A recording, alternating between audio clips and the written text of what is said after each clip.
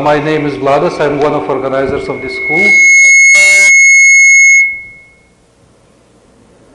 Hello, can you hear me? What it changes?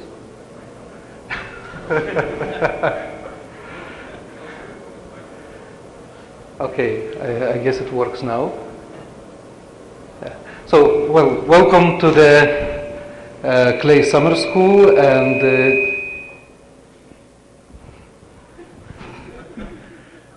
let's see, does it change something? Yeah, okay, so welcome to Clay Summer School, and this year school takes place also together.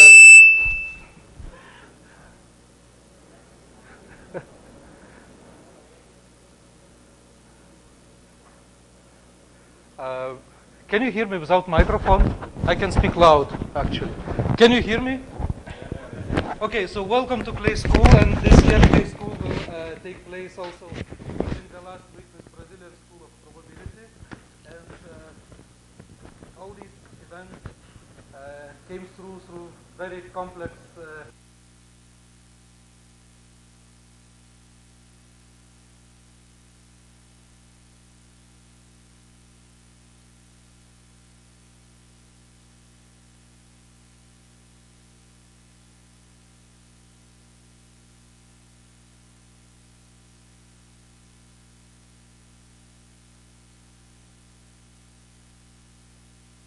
also to this event. So, you may ask why one more school, and I know in this audience there are several persons who 10 years ago participated in Les Ouches, summer school organized by Frank de Volder and other people on rigorous statistical mechanics. And then in 2007 there was school in Park City in Utah. And exactly in Utah actually,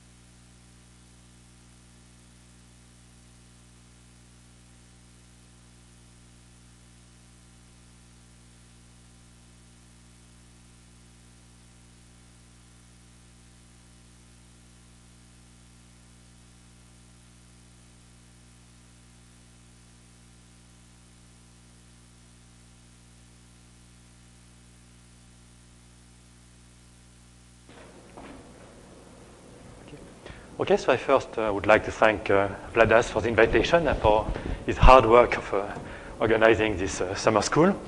So this is a joint series of lectures with Grégory Miermont, and I will give the first 3 lectures in the series. And I'm not going to make a detailed introduction. I just want to say a few words about what is the general goal of these lectures. And okay, so I hope everybody can read it. Is it too small or no? It's okay. So the goal is to try to understand properties,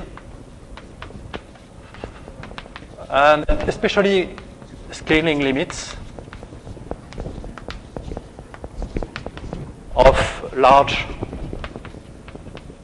graphs in the plane.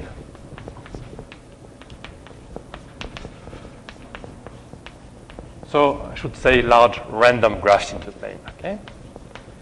So of course I will explain later, or probably Grégory will do it, what I mean by random graphs. In a sense, it will be random graphs chosen uniformly at random in a certain class. Okay. So typical large graphs in the plane. Okay. And in some sense, graphs are complicated objects. They have a complicated structure. But there is a nice technical tool which allows one to reduce the problem to simpler objects. And the tool that we are going to use, which is maybe not the only possible tool, in fact, but which turns out to be rather efficient, the tool depends on coding of graphs by trees. And more precisely, it will be by labeled trees. So again, I will give precise definitions later. But essentially, we can find bijections, one-to-one correspondences between the graphs we are interested in and certain trees. Okay? So in some sense, we can reduce the problem of understanding the properties of graphs to a similar problem for trees. And from a certain point of view, trees are much simpler objects. Okay? So it will be easier to describe properties or scaling limits of large trees than for large graphs.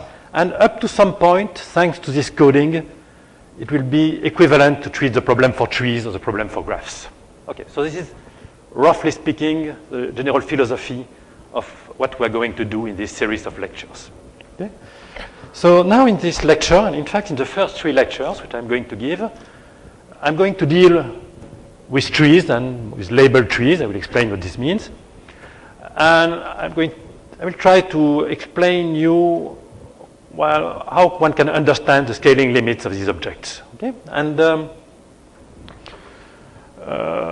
this will lead me to introduce a number of continuous objects like the CRT, the continuum random tree, which was defined by David Eldous, or the Brownian snake, or other objects.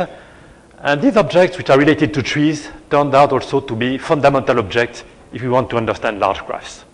So really for 3 lectures, I'm not going to talk much about graphs, or more precisely, I will talk only about very special graphs which are trees. But you should keep in mind that what I'm going to do about trees is going to be very useful when we will come to graphs. Okay? So let me start today with talking about rather simple objects, which I call plain trees. Okay, so I say plain trees. One could also say rooted ordered trees. So what is a plain tree? The best thing to do is to draw one such tree. I'll draw a very simple one. Okay. So let's consider, say, for instance, something like this.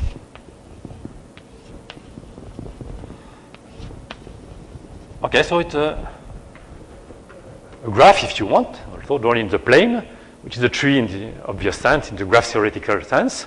And essentially, I want to look at this object. You know, I drew it, okay, from the bottom to the top. I want to look at it as a genealogical tree for a population. Okay, so So it's a population that starts with an ancestor. Typically, I will have the ancestor here. It has a certain number of children. Okay?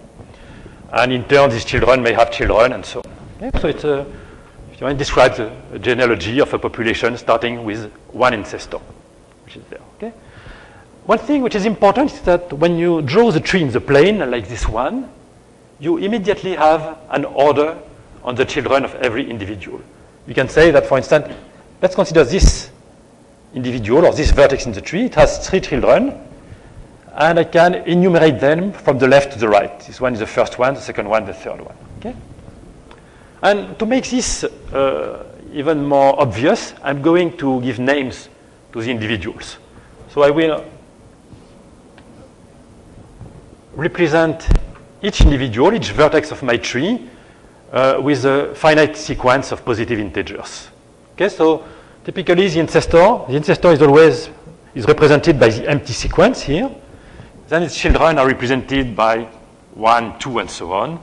The children of 2 are represented by, say, 2, 1, 2, 2, 2, 3, and so on. This is 2, 1, 1. Okay? So now let me give a formal definition. I introduce the set script capital U, which is a set of all finite sequences of integers. So n here will be the set of positive integers. Okay? And okay, by convention,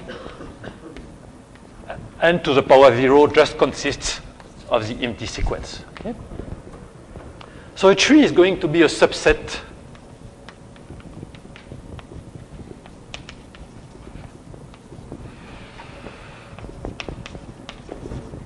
I consider only finite trees in this lecture, so it's going to be a finite subset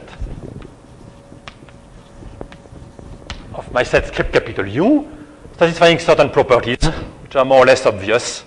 So the first property I always want the ancestor to be part of the tree. Then I want to say that if I have an individual, so a finite sequence U1, UN, which is in the tree, then its parent is also in the tree. Okay. And third property, well, if I take U1, UN a point in the tree, I want to say that there is a non-negative integer, which I denote by KU of tau. Let's say that this is U, such that, well, if I look at the possible children of these, U1, UNJ belongs to the tree if and only if J is less than KU of 2. Okay, so you should understand KU of tau simply as the number of children of the individual U. Okay, so these are very obvious properties. And I put some emphasis on that because I'm going to use it many times, so I want things to be very clear. So, for instance, the tree which I drew here on the picture, well, it just consists, you see, of the individuals, the ancestor 1, 2, say 2, 1, 2, 2, and so on. Okay. Okay, I need perhaps one more notation. If I have a vertex U in the tree, this integer n, the length of the sequence, this is what I call the generation of U. Okay, so I can speak about each generation of the tree. Mm-hmm. Depends on the embedding. Why do you care about the embedding? No, I'm giving a very formal definition you see here, okay?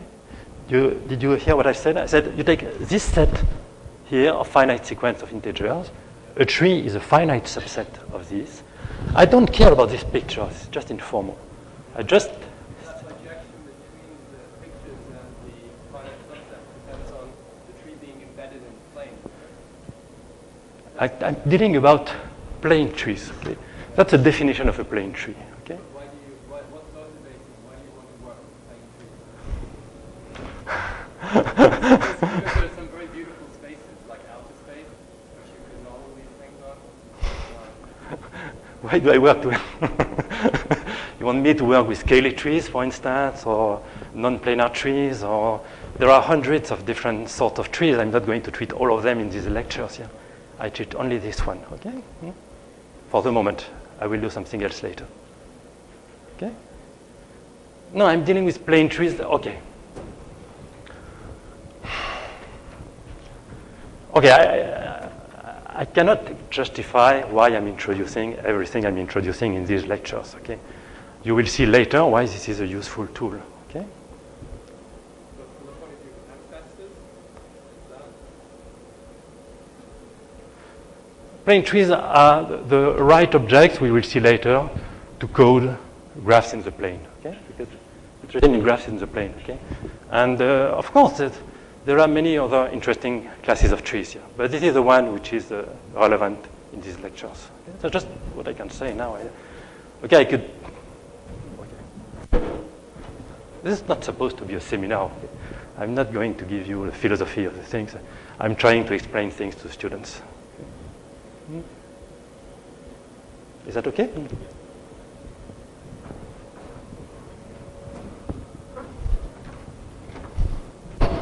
Okay, so let me continue. So there is a nice way of representing a plane tree. It has been used in combinatorics, which is to say that this tree can be represented by a path. Okay, so suppose I'd like to gain the same tree as I had before.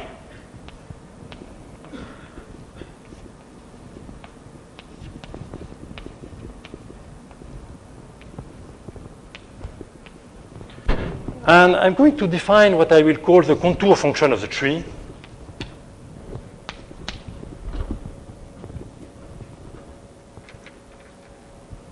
So what does it mean? Well, very informally again, but here you can easily guess what is the formal definition.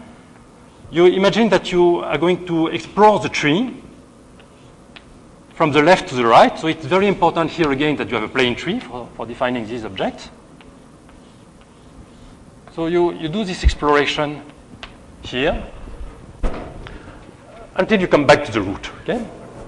And then what you represent, you assume that all edges have length 1, that you go at unit speed along the edges like this, and you represent the distance from the root during this evolution, okay? So you start from 0, here you go up once, then you go down, then you go 3 times up, 1, 2, 3, then you go twice down.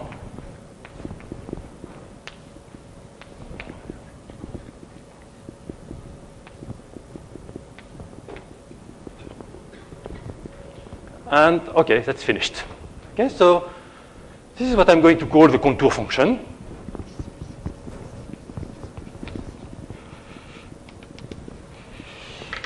So this is t, and this is ct. So I view it as a function indexed by a continuous time parameter. Moment.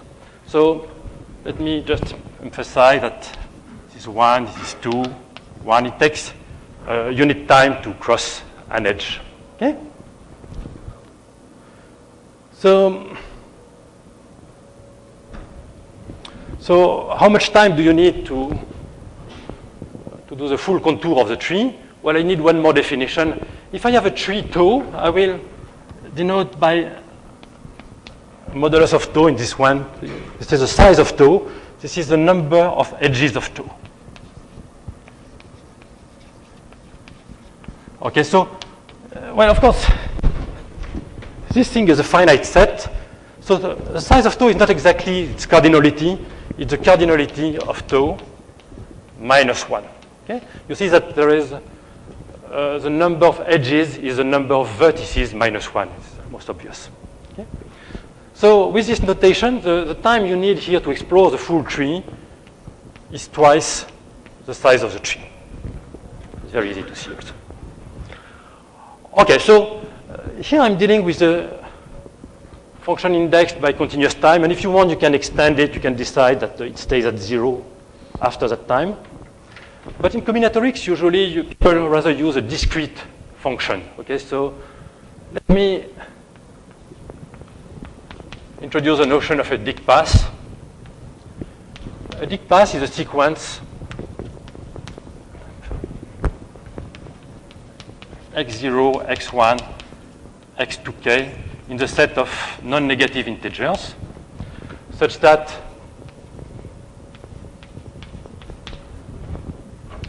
x0 equals x2k equals 0, and xi minus 1 is equal to 1 in absolute value for every 1 equals 1 to k. Okay? So it's obvious that if you look at the contour function of the tree, but only at the integer times 0, 1, etc., up to time 2 tau, this is a Dick path.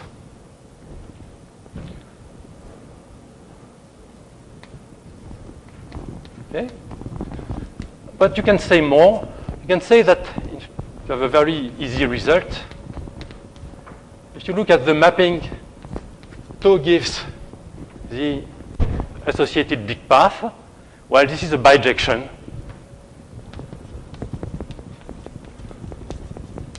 From a set which I'm going to denote by AK. So AK is going to be the set of all trees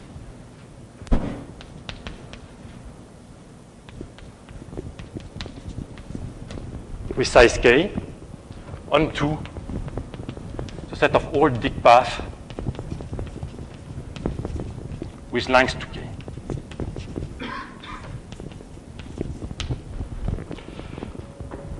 Okay, so this is more or less obvious. Each time you have a Dick path, this is equivalent to having a contour function like this. You can associate with it a tree and conversely.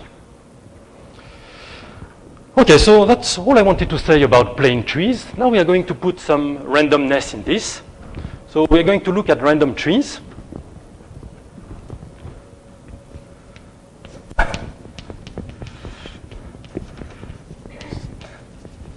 So we're going to look at trees called Galton-Watson trees.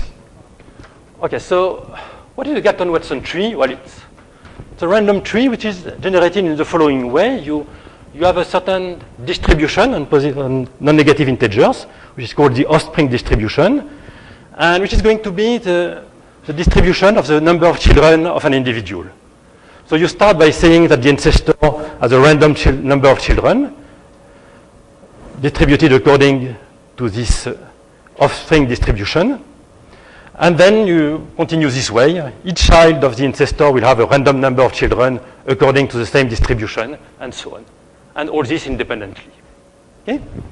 So again, to give a formal definition. So I start from mu, which is a probability measure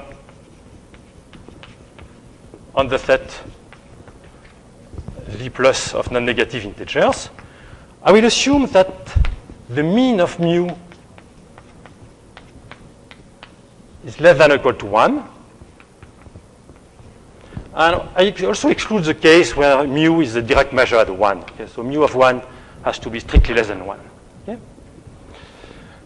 And then I look at the collection Ku of IID random variables with distribution mu.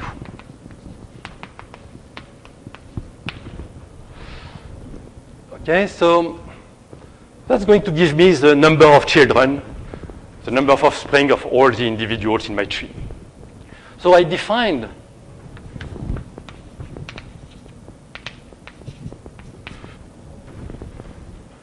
theta to be the set of all u in my set script capital U, such that while for every j, uj will have to be less than k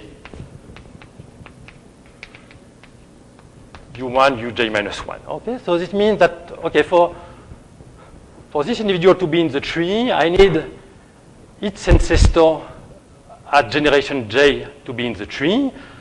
And for that, I need at least that, okay, this uj is smaller than the number of children of the ancestor at generation j minus 1. Okay? So this has to be true for j equals 1 to n. Okay?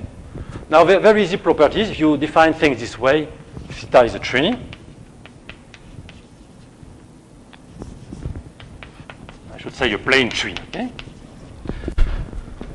Well, the only thing which is not completely obvious is the fact that theta is finite. Okay? There's finiteness here. The other properties are rather clear. And the fact that theta is finite comes from the following remark. If you look at the n, which will be the number of vertices at generation u, sorry, at generation n in theta,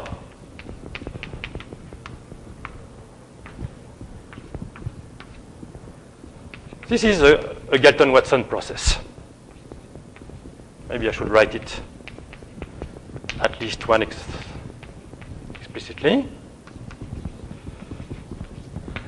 And it's a Galton-Watson process with Austrian distribution mu. And because here I assume that mu is subcritical or critical, then it is known that this Galton-Watson process becomes extinct.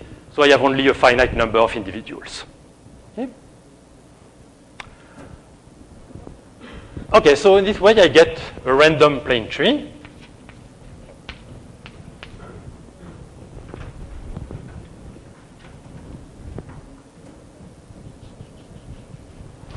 And this is what we call a mu Galton-Watson tree. Okay, or of course, any tree with the same probability distribution will be called a mu Galton-Watson tree. Now, we can define the law of theta. So I will call this pi mu.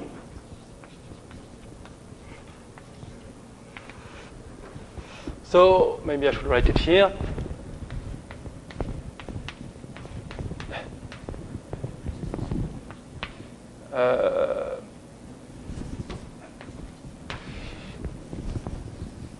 Sorry. If I take any fixed deterministic tree tau, not in this, in the set of, okay, let me write down the definition. So bold capital A is going to be the set of all plane trees.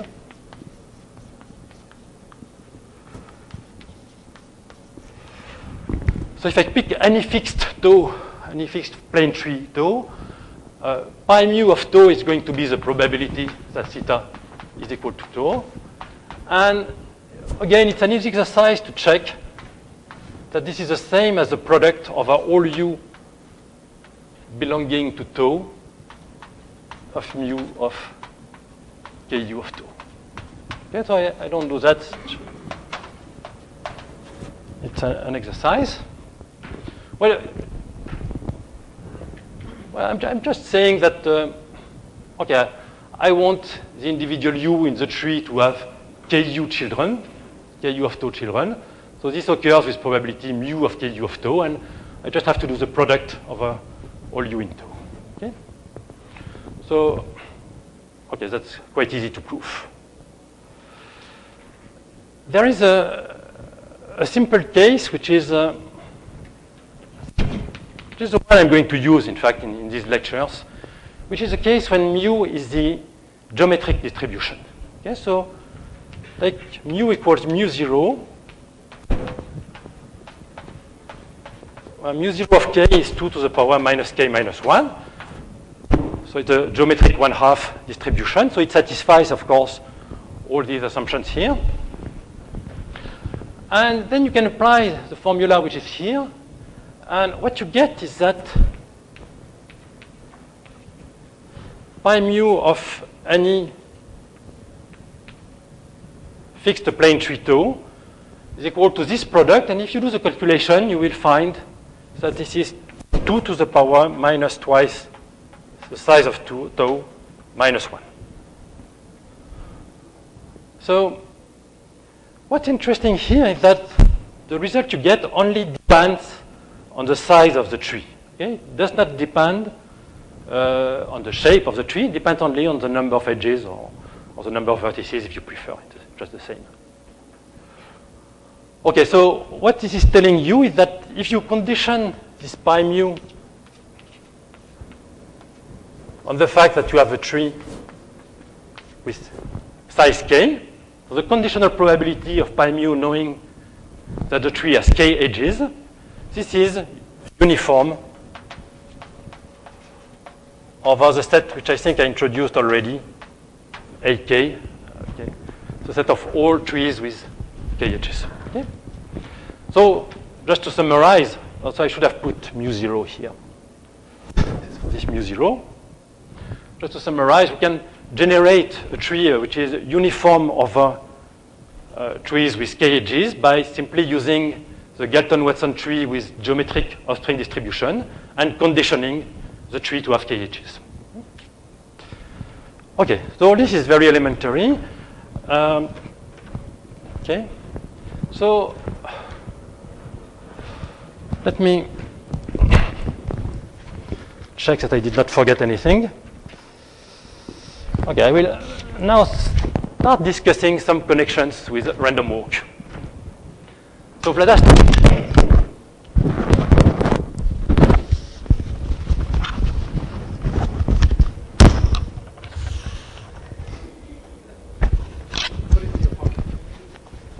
excellent.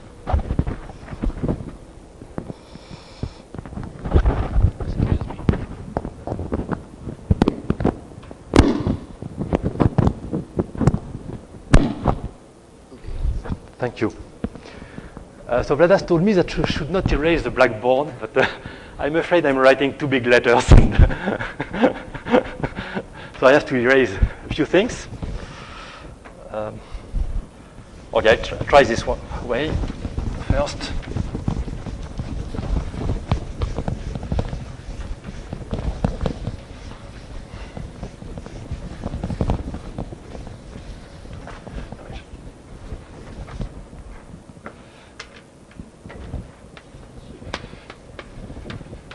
So random walk.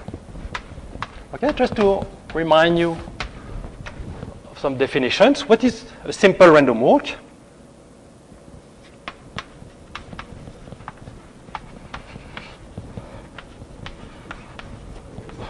I will abbreviate it by SRW. Okay, this is just coin tossing, the usual coin tossing random walk. So Sn will be equal to x1 plus xn, where xi's are IID, and the probability that xi equal plus or minus 1 is 1/2. Okay?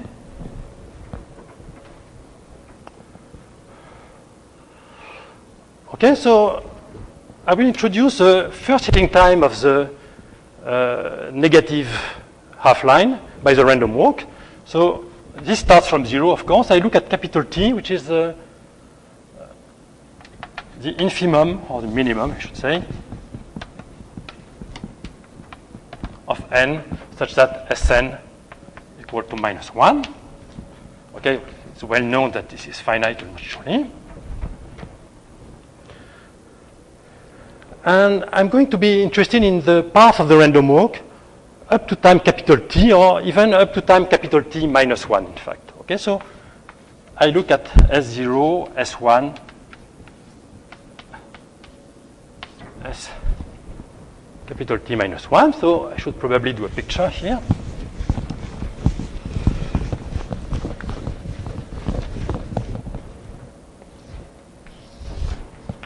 Okay, so I have my random walk, so it can do things like that. Okay, for instance, And eventually, of course, it becomes negative. It hits -1 here. So capital T is here. And what I'm looking at the values of my random walk up to that time just before capital T here. Okay, so this thing. Okay. So this is what I will call a simple random walk excursion. It's not a very good name, well, but okay, for these lectures I will call it a simple random walk excursion. Okay? Just the random walk before it becomes negative. So plainly, this object also, to be clear on the definition here, is also a Dick path. Okay? So did I erase the definition? No, a Dick path is here. It's obvious that this sequence satisfies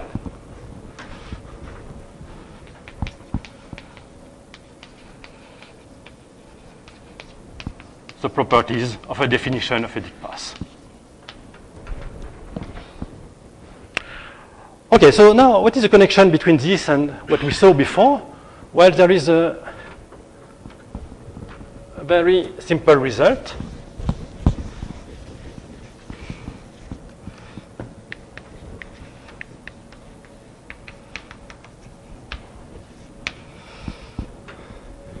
So if I start with the Galton-Watson tree with geometric of string distribution, so if I look at the Dick path associated with a mu0 Galton-Watson tree, and this is a simple random walk excursion. Okay? So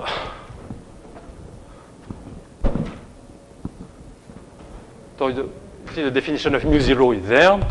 So just saying that you can view it in two ways. You can view it by saying either you start from the tree and you look at its Dick path and you recover a random walk excursion, or you can do it conversely. You can say that you start from a random walk excursion. You can associate with it a tree, and this tree is going to be a Galton-Watson tree with a geometric of string distribution. Okay, so in the particular example, which is here, well, we see the tree. The tree is something like this. Okay. Okay. Okay. This is the tree corresponding to the excursion. Okay. So this proposition, it's not at all a deep result. All this is very simple combinatorics. Well, I can sketch a proof using probabilistic arguments, but we can also just use counting arguments, just count combinatorics. But very quick proof. So, in fact, because there is this bijection between Dick path and trees, which is in this proposition, it is enough to prove the converse. Okay, so enough to prove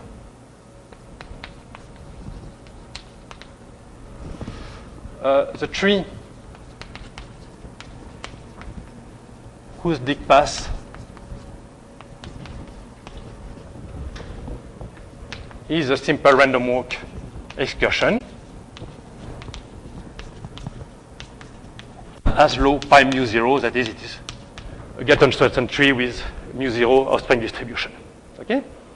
So how do we see that? Well, now, if you look at the correspondence between the Dick path and the tree, how do you recover, for instance, the number of children of the ancestor from the path? Okay, so here we have n, this is Sn. Okay, so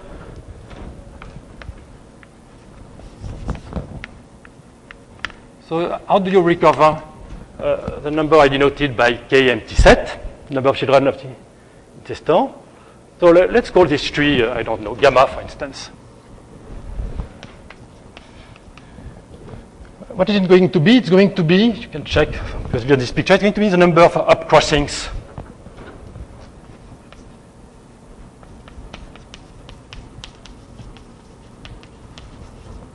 0 to 1 of S before time capital T. Okay? The number of times your random walk is at 0 and then jumps at 1, like this or this one. So here you will have 2 such times. Okay? Now, it's very easy to see for simple random walk that this number of crossing before time capital T is geometric with parameter 1/2. Very trivial exercise. Okay? So you already get the right distribution for the number of children of the ancestor. Okay, so this is what you want to get for this. So now, of course, you could say, but well, I'm doing that again and again for each vertex that will appear in the tree, checking that I have the right distribution for the number of children. But there is a simpler argument. You can say that if you condition of this number on this number of upcrossings, well, each time you have an upcrossing, you will have a kind of sub-excursion here. But then this one here, or I should not write it like this. This one, then this one. And then, okay, I have only 2 of them because I have only 2 children. Okay? But essentially, if you condition on this, the sub-excursions above level 1 are IID, and with the same distribution, these sub-excursions, probably provided you shift them, of course, vertically, they have the same distribution as the full excursion. Okay? So they are IID excursions, simple random walk excursions. So this is telling you that if you condition on the number of children of your ancestor, and if you look at the subtree that originate from the different children, they will be independent and they will have all the same distribution as the full tree. Okay, so, and this is a way of characterizing a Galton-Watson tree. Okay. So this gives the result. Okay? Okay, I'm not being too formal, but it's really a very simple argument. Okay, so now what do we want to do? Well, basically we want to deal with scaling limits. So we want to deal with large trees. And for instance, a good motivation for what will follow would be, suppose I take a large tree with k, well, a tree in my set AK with k large. So a tree with k edges, but I let k tend to infinity. And I take a typical such tree, a tree in the set AK uniformly at random. What can we say about its asymptotic properties? Well, here the idea is that we can, as we saw, we can relate the uniform distribution on AK to the law of the geometric tree conditioned to have k edges. And the law of the geometric tree is related to random walk. Okay? So conditioning the tree to have k edges will mean that I condition here my excursion to have length 2k. Okay? So the problem will be to understand what is a random walk what are the properties of a random walk excursion with length 2k when k is large. Okay? Okay, and of course we all know that if we take a long random walk path and if we rescale it, we get something which is close to Brownian motion. Here we don't have exactly a long random walk path, we have a random walk excursion. But similarly, we can expect that we will get, when k tends to infinity, something which is similar to a Brownian excursion. Okay? So that's what I want to discuss now. In the fourth part, I want to say a few words about Brownian excursions.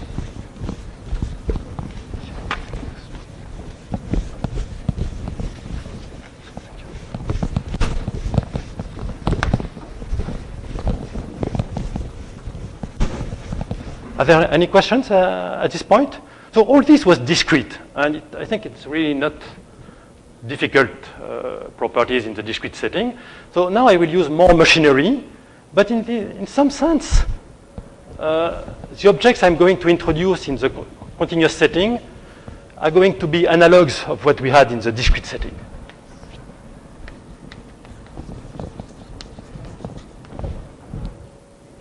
please.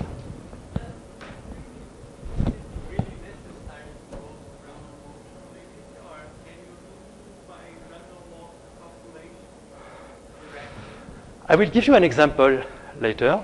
I hope I will have time today, half an hour.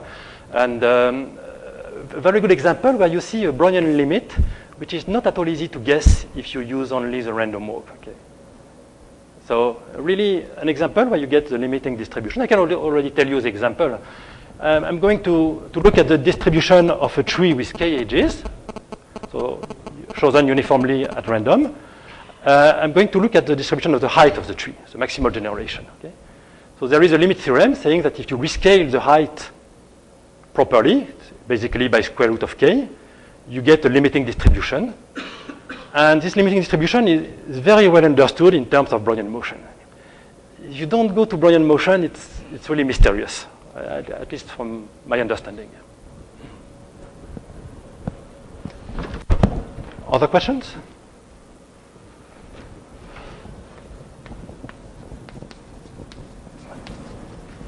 Okay, so I will denote by capital BT a standard Brownian motion.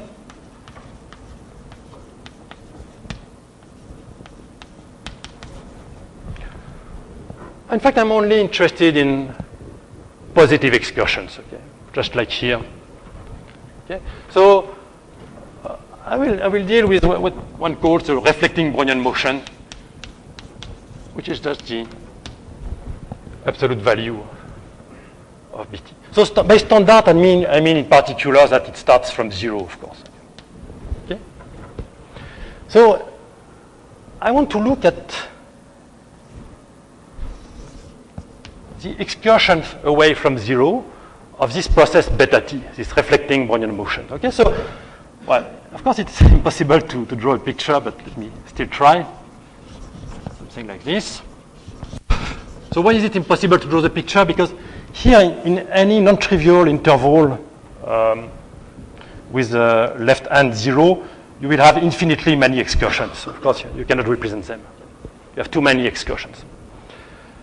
But basically, still you want to consider excursions away from 0, meaning that you look at connected components of the complement of the 0 set. Okay, so, well, I think the definition is rather clear. You want to look at, say, for the moment, all these excursions simultaneously. You could do it very easily, of course, for simple random walk.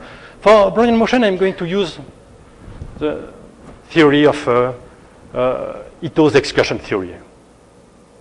Okay, so what do I do? I'm going to need the local time of my Brownian motion. So local time at 0 is going to be the limit as t tends to 0 of 1 over 2 epsilon integral from 0 to t of the indicator function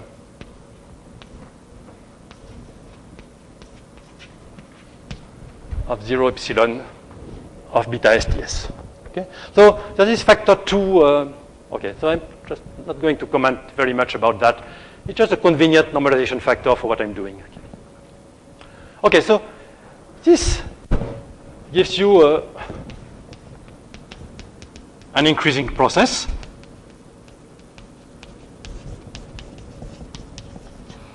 And it increases only when beta is equal to 0.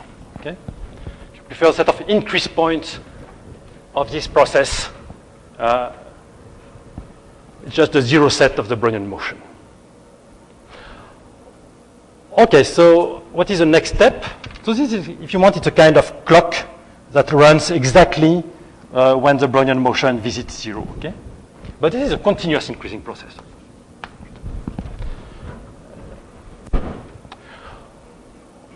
Okay, I should have said this is a local time.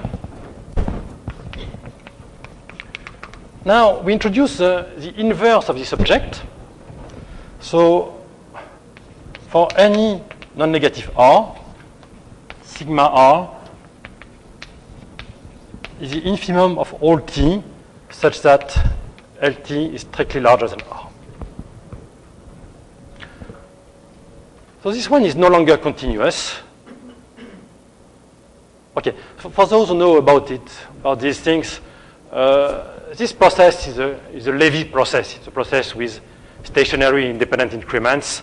It is a stable subordinator with index 1/2. So subordinator means that it has stationary independent increments, and moreover, it's monotone increasing. Okay, so it's obvious that this is increasing. Okay, L0 is increasing. I should have written L0 here. Sigma is increasing too. So why is this useful? Well, we're going to look at the discontinuity times of this.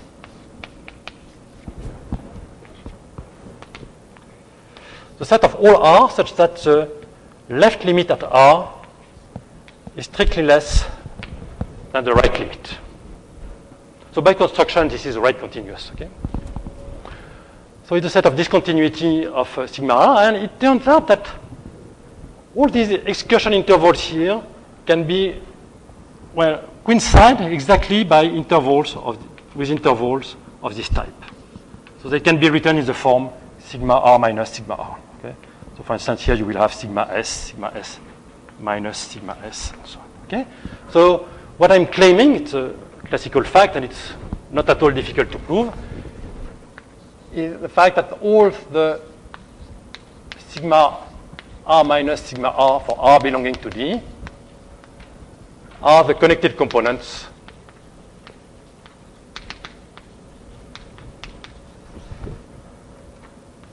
of the set of all T such that beta T is non-zero.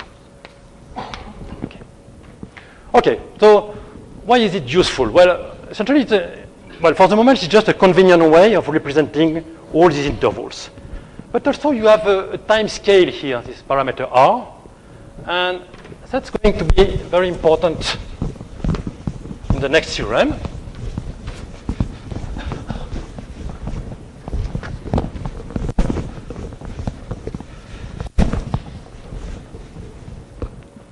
So this is a very famous theorem of Ito, one of his most famous theorem.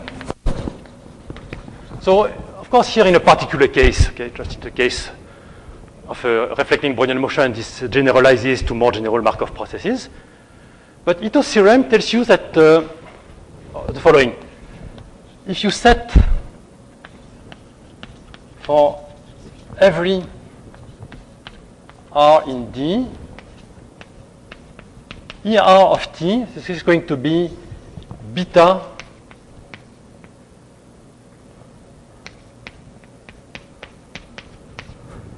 so beta time 2R minus plus T infimum to R. Okay? So that's defined for every non-negative T. So this is saying that I really look at this function here, for instance. I've put tau, sorry, it's sigma. Excuse me. Okay? So what I'm saying, I'm just looking at a part of the path of the Brownian motion, this part here. So I move the time origin here, and I look just at the function which is centered here. This is my function ER, okay, with this definition. Okay? Then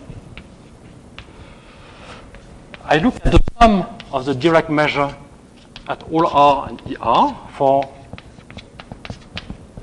R for which this makes sense.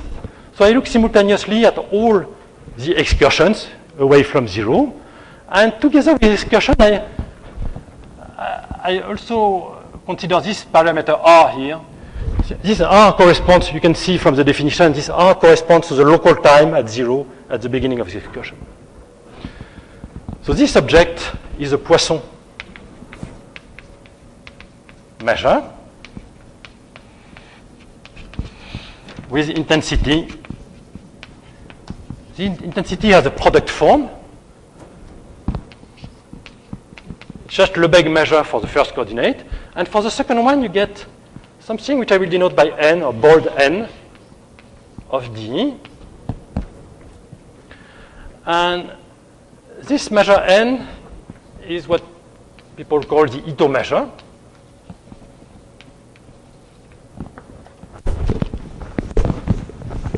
And on what, well, it's a measure on which space?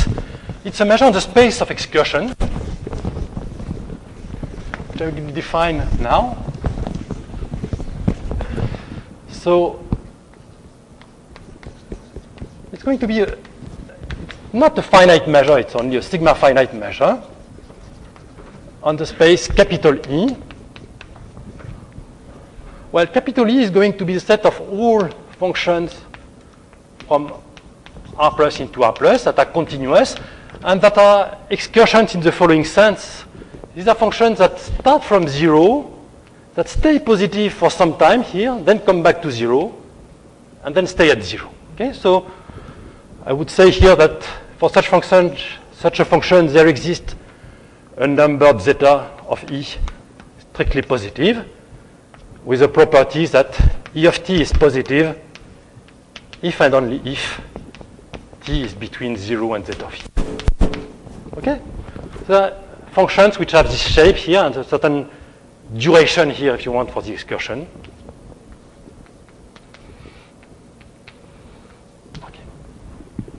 Okay, so clearly, when I look at these random functions here, I get, well, by construction, I get functions of this type. Okay, here.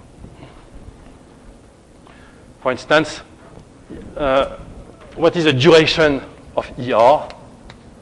Well, by construction, it's just sigma R minus sigma R minus. Okay. So this is Ito measure of excursion. In a sense, this is really the fundamental object when you want to look at Brownian excursions. When you want to do computations on Brownian excursions, and you really need the Ito measure. But there are other measures on excursions which are, in a sense, byproducts of the Ito measures, which are conditional versions of the Ito measure. And okay, there is one in particular which I want to describe. So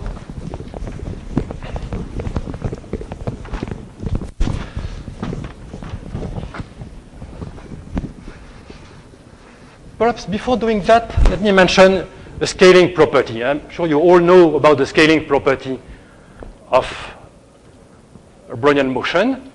There is a similar scaling property under the Ito measure.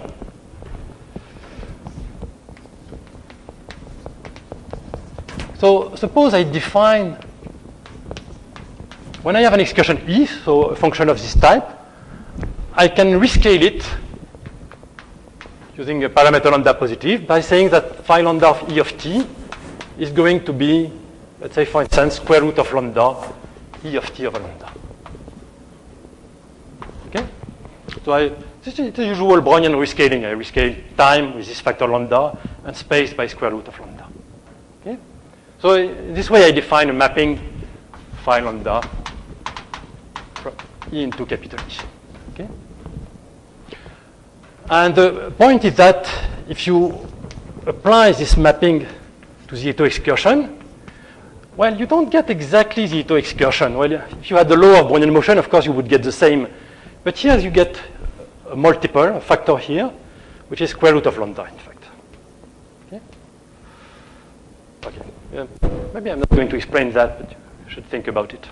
Well, the reason why you can get something like that, the push forward of the measure n, is a constant times n. It's of course because n is not a finite measure. It's a sigma finite measure. If you had a probability measure, you could not get that. Okay? So let me now come to what I said before, conditional measures.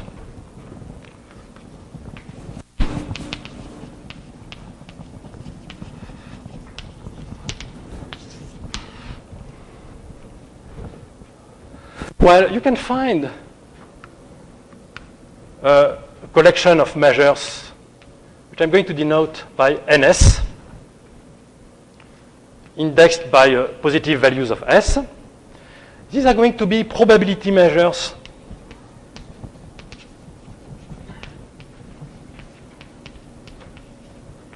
on my set capital E. So I insist now it's probability measure. It's no longer a sigma finite measure. Okay? Such that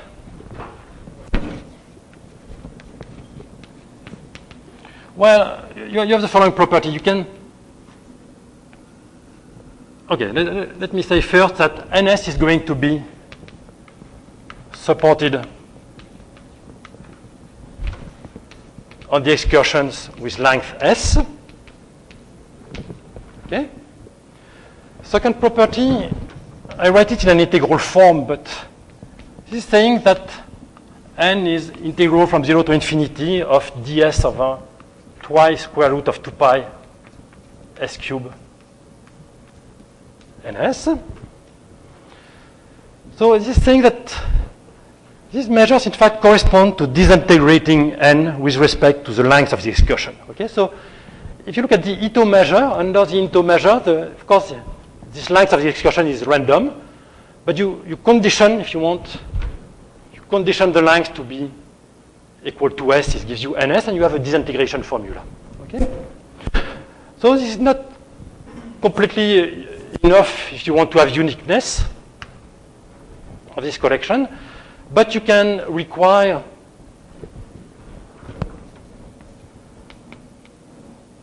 a scaling property. You can say that the image of ns under phi lambda for any lambda is equal to b n lambda s. Okay, I use the same scaling operator here. Okay. Okay, so just means that you have an excursion with length s. If you rescale it property, you get an excursion with length lambda s. Okay. Here, when you do the scaling transformation, you multiply the length of the excursion by lambda. Okay. It's clear.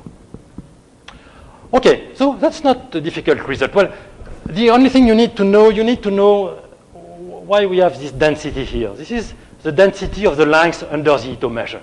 So maybe I have no time to calculate it. So you need to know that, but once you know the density of the length, this is just a standard disintegration result for measures. You get the measures ns, you get, of course, this property. And the scaling helps you to get uniqueness, in fact. Otherwise, you know, when you define regular conditional versions, you don't have uniqueness, but thanks to the scaling, you get it. Okay, so I should have put parentheses here, sorry. Up, like this. So the case that will be important for us is the case s equal 1.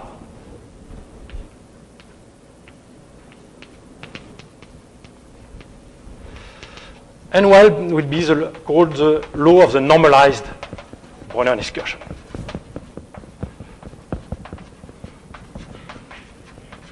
So why normalized? Okay, because it has a length 1. Okay. So why is it going to be useful? Probably I can come back, so it's good to have a very, very big blackboard like this. I can come back here, okay? So essentially, what did we say? We said that if we're interested with a tree with k edges, it's represented by a simple random walk excursion with length 2k. Okay?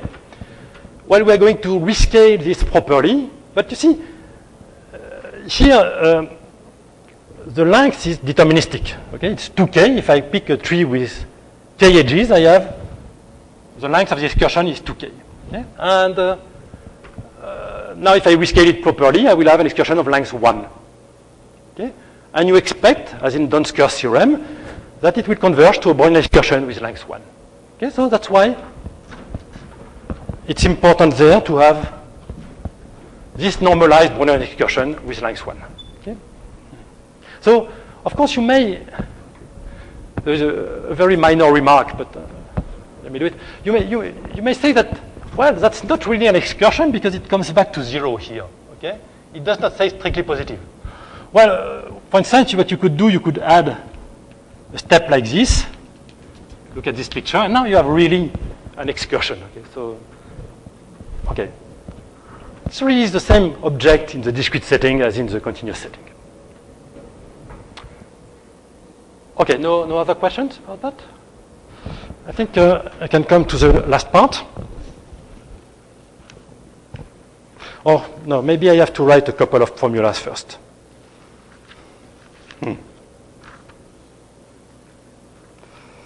Yeah. Okay. I will show you how you can compute with this Ito measure or with this normalized Brownian excursion. Okay, so formulas. Sometimes in mathematics you need formulas. So I erase the definition of simple random walk.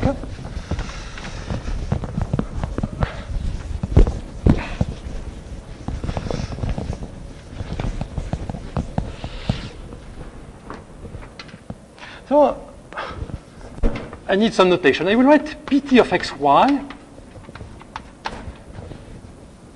This is just the usual Brownian density function, 1 over square root of 2 pi exponential minus y minus x squared over 2t. Okay? So it's really only a function of the difference, of course, y minus x. I prefer to write it as a function of 2 variables for reasons that will appear later. Okay, and I introduce another function. So this is for x positive now. Qt of x is going to be x over square root of 2 pi t squared times exponential minus x squared over 2t. Okay, so, well, first thing you may notice that this function is very similar to this one, but it's not exactly the same. It's x over t times pt of 0x. Okay? Okay?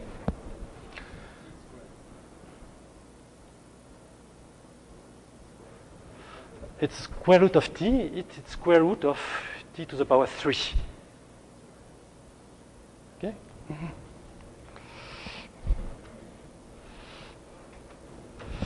No, I think that's correct.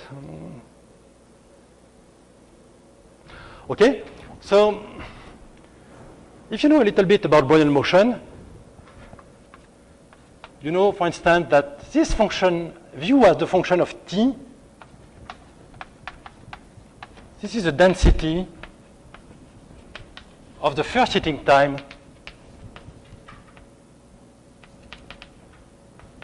of x by Brownian motion.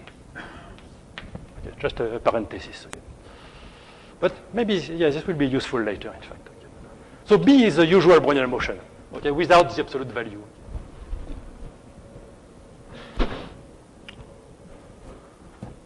But in fact, this function will arise now as a function of x, and it will also rise as a density, but now under the Dau measure. Okay, so here is the following fact. So you look at T1 less than T2, less than TP.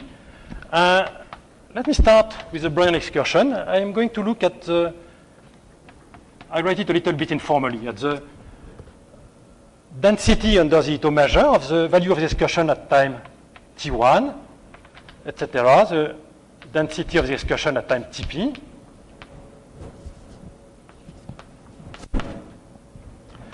And, okay, I want to look at this only for excursions which have lengths at least Tp. So I require that the lifetime is greater than Tp. Okay? So now there is an explicit formula for this.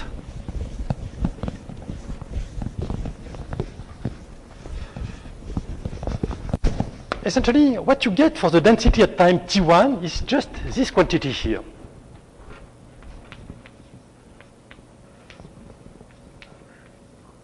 Qt of x1.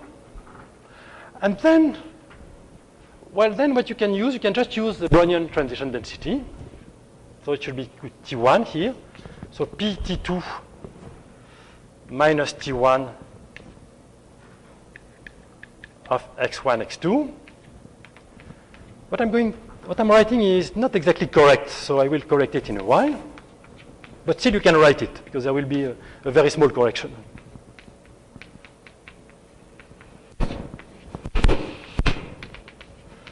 So what I'm saying here is that I look at this Brownian excursion like this. Okay, theta is here, and I look at time T1, T2, and so on, Tp. Okay? Now, what I'm saying is that okay, I'm arguing, of course, on the event that TP is smaller than the lifetime of the duration of the excursion. What you can say that in some sense, the density of the excursion at time t1 is given by this function qt1. But after that, essentially what happens after that time, if you condition, say, on the value at this time, your excursion is going to evolve just like a Brownian motion. Okay?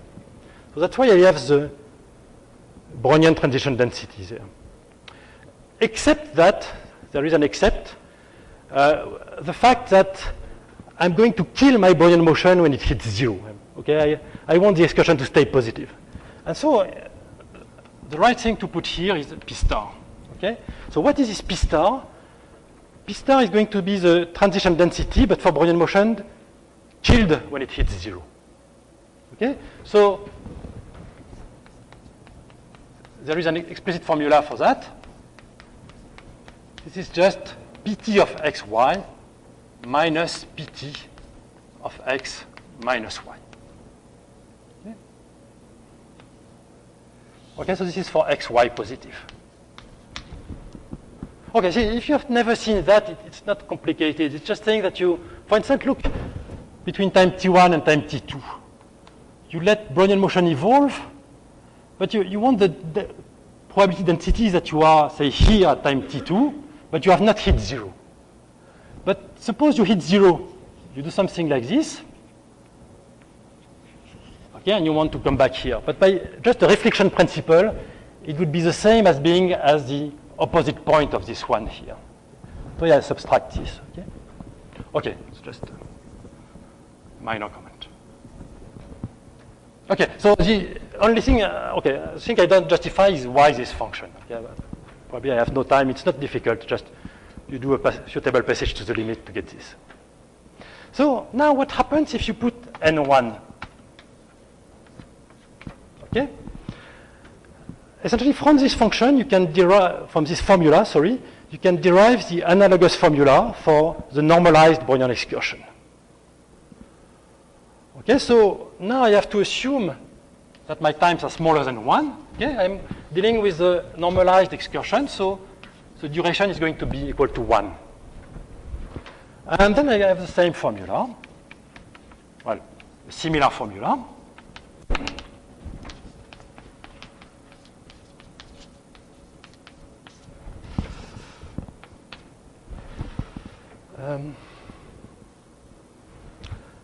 So it's not exactly in the same way. So it's exactly the same terms.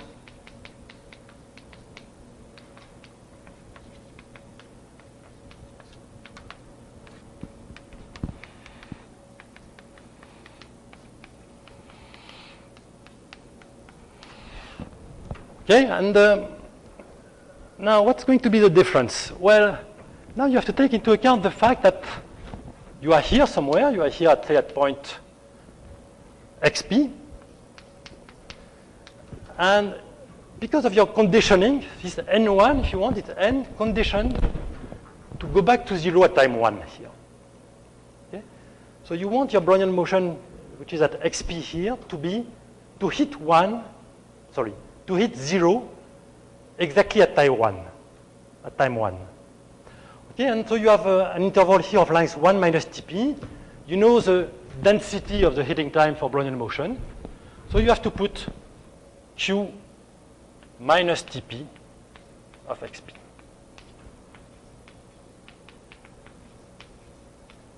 Okay, so the main difference now is that you have this additional term, which is a term that forces you to go back to 0 here at time 1, okay, if you want.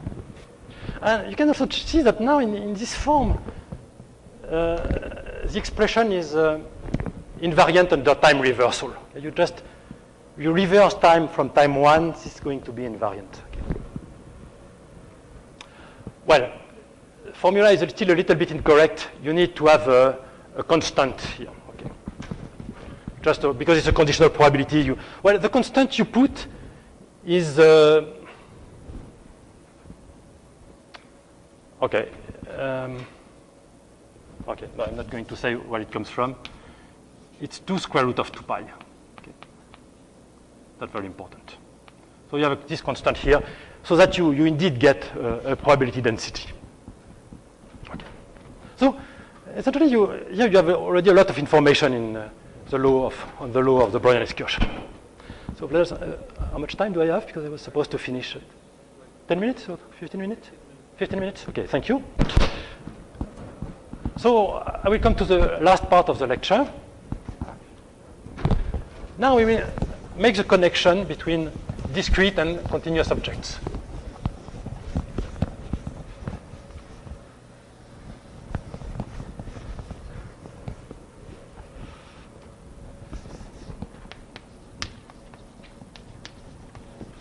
So, convergence to the Brownian excursion.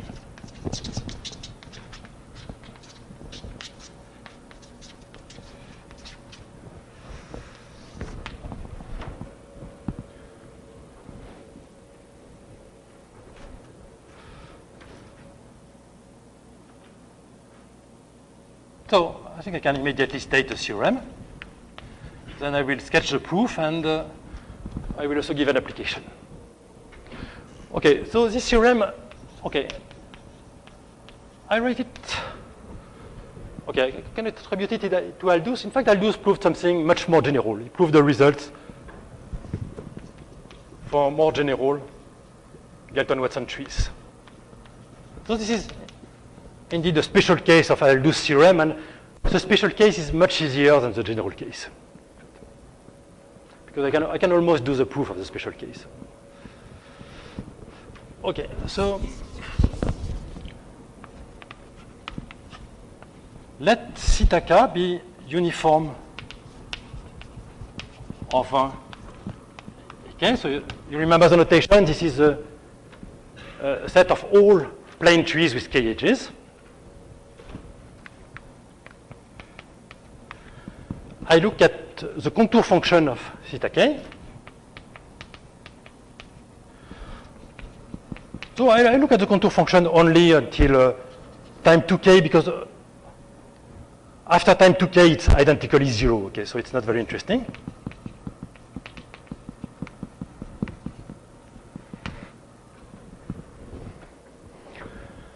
And then, well, the result gives you a scaling limit of these objects, 1 over square root of 2k, ck of 2kt,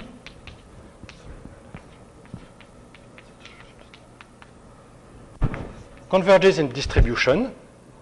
So you rescale time here by 2k and the space by 1 over square root of 2k, so it's really a Brownian scaling if you want. This converges in distribution as k tends to infinity. So I want something which I'm going to denote by bold E.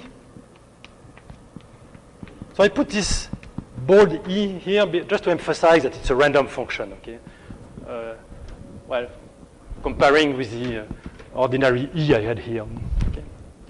So what is going to be bold E? Well, bold E is going to be what I called a normalized Brownian excursion.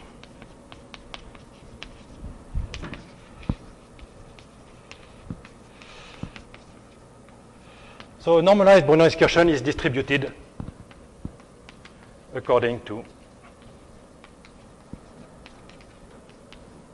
well, the measure which I denoted by N1. Okay? Okay, so this is really the passage from the discrete to the continuous, which I mentioned before. You rescale the dict path or the contour function of a large tree, large typical tree chosen uniformly at random over trees with k edges. You let k tend to infinity, and this becomes close to the Brownian excursion. Okay, so just perhaps immediately to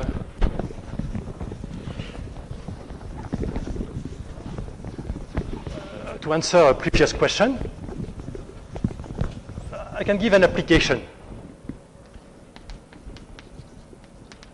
You can look at the height of theta k, which is the maximal generation in theta k. And it is of interest, for instance, in computer science, to have information about height of large trees chosen at random. Okay? And from the theorem I stated, we can immediately derive a limit distribution for h of theta k. Well, it's completely immediate. You observe that the height of theta k is the same at the maximum of the contour function. Okay? So I should write it like this, ck. And of course, you don't change anything if you rescale the contour function by 2k here. And now you just apply the convergence which is here, and it converges to the maximum of the Brownian excursion.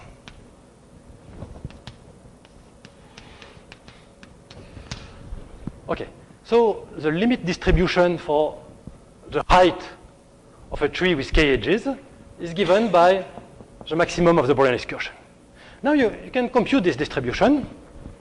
I'm going to write the formula.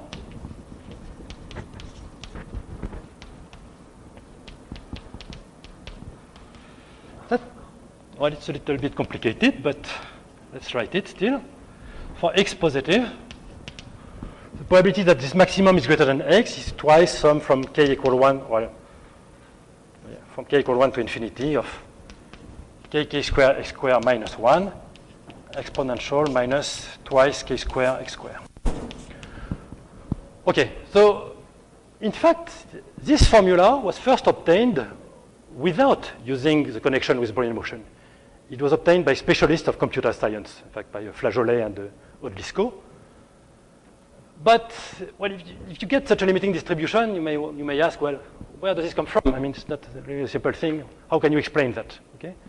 So if you have the theorem, Aldous theorem, well, you just immediately say, well, this distribution is the law of the maximum of a Brownian excursion. So it's a way to answer your question. Even to understand the discrete things, it's really useful to have this limiting continuous object. It tells you where the distribution you get come from. Okay, so just to finish now, let me explain a little bit the proof of the theorem. So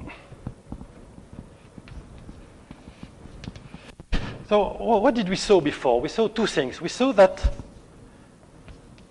the Dicke path is exactly the same as a contour function, okay? Associated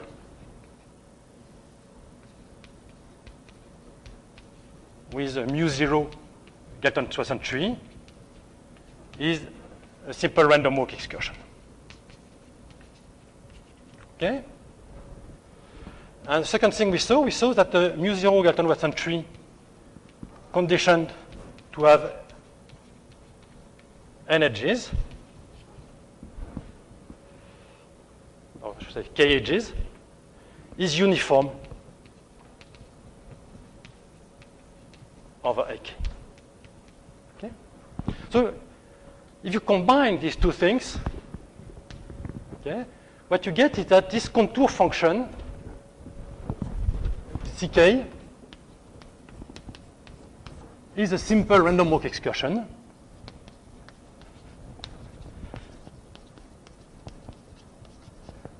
conditioned to have length 2k. Okay, so essentially, the object here is just an excursion of simple random walk, conditioned to have length 2k. You rescale it. In the limit, you get a Brownian excursion conditioned to have length 1, duration 1. Okay, so of course, it's not at all surprising. You can view this as a conditional version of the famous Donsker theorem telling you that rescaled random walks converge to Brownian motion. If you want to prove it, you need to work a little more, and I will give you some hints. Of course, I have no time to give a full proof, but it's interesting to give a few hints, and this will also relate to the formulas I gave before.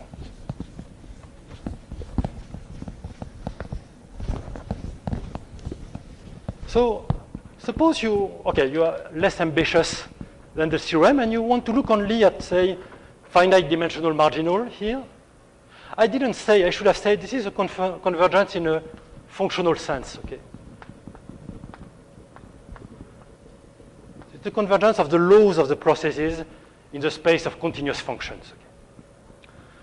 So suppose we look only at finite dimensional marginals. They're just one-dimensional marginals. Suppose you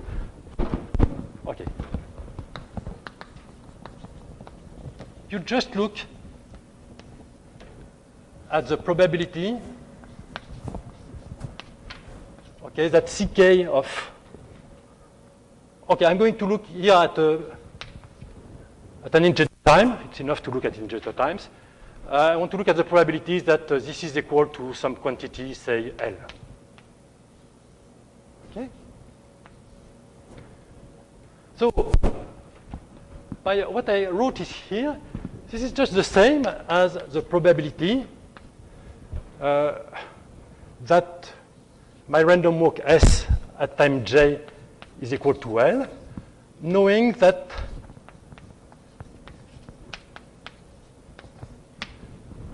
it hits -1 at time 2k plus 1. Okay, this is just using this property here.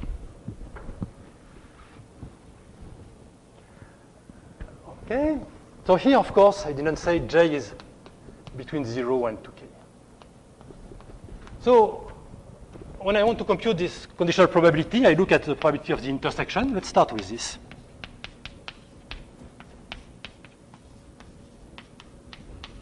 So I want to compute this. Okay, so now I should do the picture. Okay. So now I have my random walk. It does something like this, okay. And eventually it hits -1 here. I have my time j, which is here, and I looked at the probability that I'm equal to L. Okay?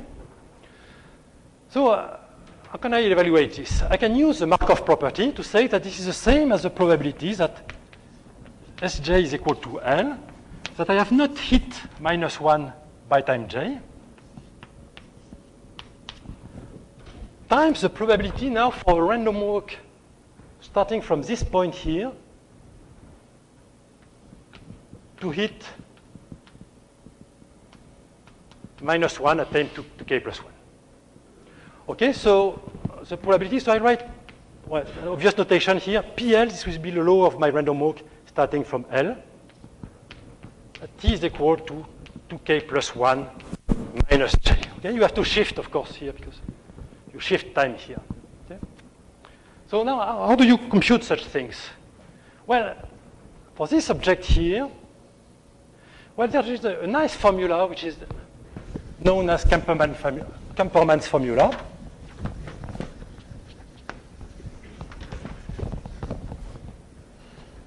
Which is telling you that the probability, say, starting from L, that T is equal to M, is equal to L plus 1 over M. The probability starting from L that S at time M is equal to -1.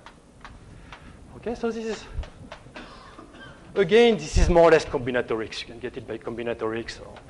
So the idea is that, okay, you look at this situation, you start from L. Okay, you want your random walk to hit -1, this is capital T, first at time capital M, at time M, sorry. Okay? Now, of course, this is stronger than saying that your random walk is at -1 at time M. But essentially, what you can do cyclic permutations of the increments of your random walks. So there will be exactly M such cyclic permutations. And among these cyclic permutations, there are exactly L plus 1 for which this will be the first hitting time of -1. Okay, you have to think about it a little bit to get this formula. Okay, so essentially, this tells you how to handle this object. Okay, you have this identity here. Why? Because this is, of course, this is going to converge to a Gaussian density in the limit. Okay, because it's just the law of, it's just a local limit theorem if you want for random walk. Okay? That's going to converge to this Gaussian density. So essentially, this is very far away. So I'm dealing with the case p equals 1. Okay? I just have this. This is going to give you this term. You see, in this term, you have two things. It's here. You have this ratio. That's going to be the same as the ratio I have there. And you have this Gaussian density. Okay? So these two terms will appear just the Gaussian part will appear here, and this ratio is the same as there. Okay? So now what about this term here? And I finish with this. Well, for this term, let me use the same picture. You have the probability of this event. At time j, you are at L, and you have not gone below 0 before time L. So if you reverse time, this is just the same as the probability starting from L, sorry. You go backwards in time like this, that at time j you are at 0, and that you have not hit -1 before time j. Okay, just doing like this. This is L.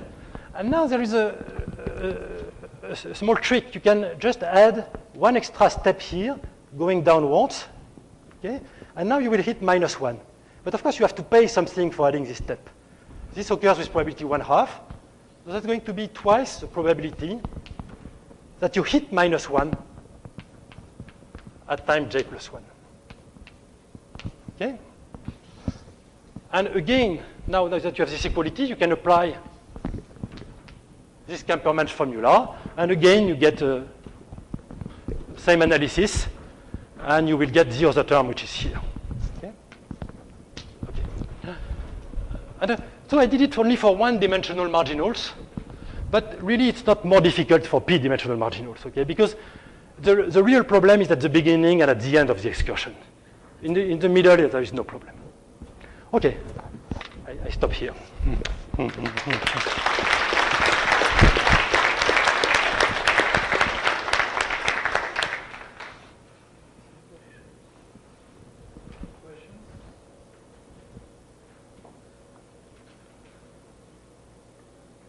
No questions?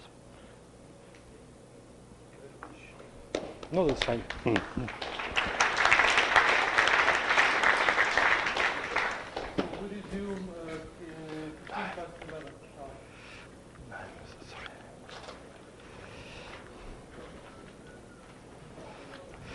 So I'm sorry, I'm afraid I didn't understand your question. I'm sorry.